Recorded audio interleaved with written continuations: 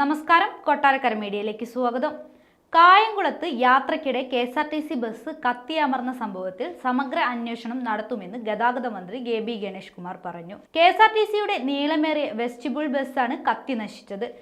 ബസ്സിന് കാലപ്പഴക്കമുണ്ടെന്ന് സംശയമുണ്ടെന്നും KSRTCയിലെ പഴയ മുഴുവൻ ബസ്സുകളും മാറ്റുമെന്നും മന്ത്രി വ്യക്തമാക്കി. മറ്റു ജോലികൾ ചെയ്യുന്ന മെക്കാനിക്കൽ ജീവനക്കാരെ പഴയ സ്ഥലത്തേക്ക് മാറ്റുമെന്നും മന്ത്രി പറഞ്ഞു.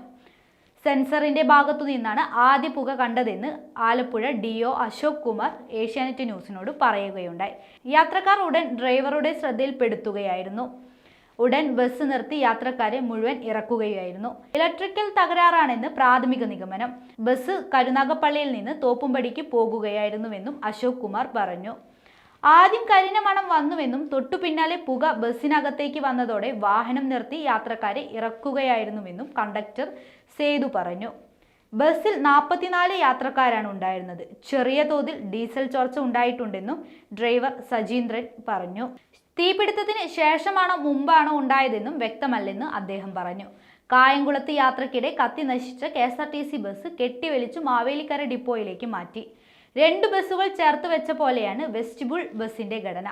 17 മീറ്റർ നീളമുള്ള ബസ്സിൽ 60 സീറ്റുകളാണുള്ളത്. ബസ്സിനുള്ളിൽ വശങ്ങളിലായി 2 സീറ്റുകൾ വീതമാണുള്ളത്. കൂടുതൽ പേർക്ക് നിന്ന് യാത്ര ചെയ്യാനുള്ള സൗകര്യവും ബസ്സിലുണ്ട്. ട്രെയിനിലെ പോലെ ഒരു കമ്പാർട്ട്മെന്റിൽ നിന്ന് അടുത്തതിലേക്ക് പോകാൻ ഇടനാഴിയും ബസ്സിൽ സജ്ജമാക്കിയിട്ടുണ്ട്.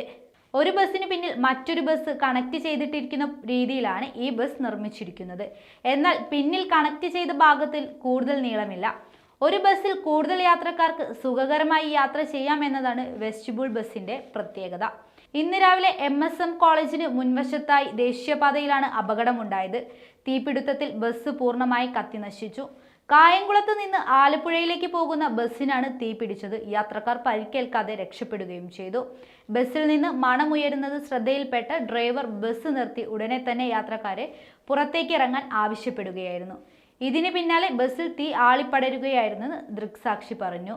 ഡ്രൈവറുടെ സമയോചിതമായ ഇടപെടൽ കാരണമാണ് വലിയ അപകടം ഒഴിവായത്.